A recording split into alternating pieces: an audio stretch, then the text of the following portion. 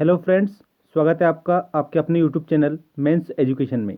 आज की इस वीडियो में हम जानेंगे उत्पत्ति के आधार पर शब्दों के भेद, जिसमें तत्सम, तद्भव, देशज और विदेशी इन सभी के हम व्याख्या और उदाहरण परिभाषा सहित सीखेंगे। तो चलिए बिना देर किए शुरू करते हैं आज का हमारा टॉपिक।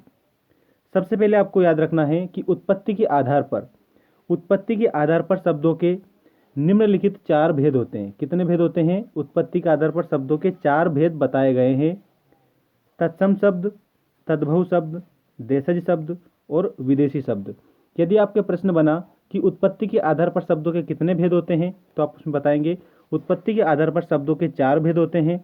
तत्सम शब्द, तद्भव शब्द, देशज शब्द और विदेशी शब्द। अब सबसे पहले आता है तत्सम शब्द।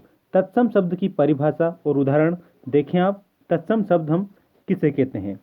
जो शब्द संस्कृत भाषा से हिंदी में बिना किसी परिवर्तन के ले लिए गए हैं, उन्हें तत्सम शब्द कहते हैं।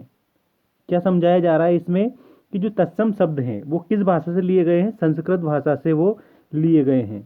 संस्कृत भाषा से लिए गए हैं मतलब कहने का अर्थ ये है कि जो शब्द संस्कृत भाषा से हिंदी में बिना किसी परिवर्तन के ले लिए गए हैं, उन्हें तत्सम शब्द कहते हैं। जैसे अग्नि, क्षेत्र, वायु, रात्रि, सूर्य आदि। ये क्या है? संस्कृत भाषा से लिए गए शब्द जो हिंदी में प्रयोग किए जाते हैं, ये तत्सम शब्द कहलाते हैं। इसके बाद में आता है तद्भव शब्द। तद्भव शब्द परिभाषा क्या है? परिभाषा देखें आप। जो शब्द रूप बदलने के बाद, किसके बाद में? रूप बदलने के बाद में। आप यहाँ पर ध्यान रखें, जो शब्द रूप बदलने के बाद संस्कृत से हिंदी में आए हैं, वह तद्भव शब्द कहलाते हैं। जैसे आग, खेत, रात, सूरज आदि। ये क्या हैं? तद्भव शब्द हैं। संस्कृत से रूप परिवर्तन होकर आए हैं, ये आपको ध्यान रखना है। जैसे आग, आग संस्कृत में अग्नि बोला जाता है। खेत, उसको क्षेत्र बोला जाता है। रात, रात को रात्रि बोला जाता है। और सूर्य, सूर्य को सूरज बोला जाता है। तो ये शब्द क्या है? ये संस्कृत के रूप हैं। संस्कृत के रूप कौन से हैं? अग्नि, क्षेत्र, सूर्य, रात्रि। ये संस्कृत रूप हैं।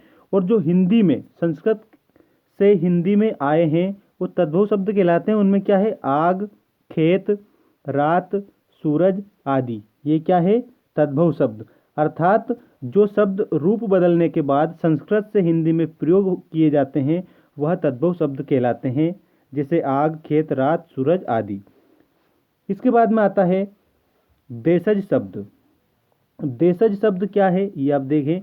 जो शब्द क्षेत्रीय प्रभाव के कारण परिस्थिति व आवश्यकता अनुसार बनकर प्रचलित हो गए हैं, वे देशज कहलाते हैं। अब कहने का अर्थ क्या है कि जो शब्द क्षेत्रीय प्रभाव के कारण, किसके कारण? क्षेत्रीय प्रभाव के कारण परिस्थिति व आवश्यकता अनुसार बनकर प्रचलित हो गए हैं, परिस्थितिवश और आवश्यकता के अनुसार बनकर ये जनभाषा में प्रचलित हो गए हैं, बोलचाल की भाषा में प्रचलित हो गए हैं, या फिर कह सकते हैं कि विभिन्न भाषाओं में प्रयोग किए जाते हैं, तो वो देशज शब्द कहलाते हैं। ये अपनी क्षेत्रीय प्रभाव लिए होते हैं। जैसे पगड़ी, गाड़ी, थैला, पेट, खटखटाना आदि। ये शब्द क्या है?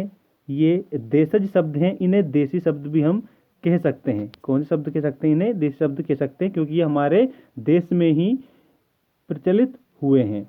इसके बाद में आता है विदेशज शब्द। विदेशज या विदेशी शब्द, इन्हें विदेशी शब्द भी बोला जाता है। अब विदेशी शब्द जैसा कि नाम से ही जाना जा सकता है कि विदेश से आए हुए। विदेशी जातियों के संपर्क में आने से उनकी भाषा के रूप हिंदी में प्रयुक्त होने लगे हैं। ऐसे शब्द विदेशी या विदेशी शब्द कहलाते हैं। विदेशी या विदेशज शब्द कहलाते हैं। आपको यहाँ पर ध्यान रखना है, कंप्यूटर जी ने थोड़ी सी मिस्टेक कर दी, यहाँ पर डबल विदेशी लिख दिया है, यहाँ पर विदेशज आता। तो विदेशी जातियों के संपर्क में आने से उनकी भाषा के शब्द हिंदी में प्रयुक्त होने लगे हैं। ऐसे शब्द विदेशी या विदेशज शब्द कहलाते हैं। जैसे स्कूल, अनार, आम, अचार, टेलीफोन, पुलिस, रिक्शा, कैंची आदि। ये शब्द क्या हैं? ये विदेशी या विदेशज शब्द है, क्योंकि ये विदेशी जातियों के संपर्क में आने से उनकी भाषा के शब्द जो हैं वो अपनी हिंदी में प्रयोग होने लगे हैं, इसीलिए इनको विदेशी शब्द बोला जाता है। फ्रेंड्स, ये था आज का हमारा टॉपिक, जिसमें हमने तत्सम, तद्भव, देशज और विदेशी इन शब्दों के बारे में सीखा। उत्पत्ति के आधार पर शब्द कितने प्रकार के होते हैं तो आप उसमें बताएंगे। उत्पत्ति के आधार पर शब्द 4 प्रकार के होते हैं: तत्सम शब्द, तद्भव शब्द, देशज शब्द और विदेशी शब्द। अब तत्सम शब्द किसे कहते हैं तो जल्दी से परिभाषा का रिवीजन एक बार और कर लेते हैं। जो शब्द संस्कृत भाषा से हिंदी में बिना किसी परिवर्तन के ले लिए गए हैं उन्हें तत्सम शब्द कहते हैं, जैसे अग्नि, क्षेत्र, वायु, रात्रि, सूर्य आदि।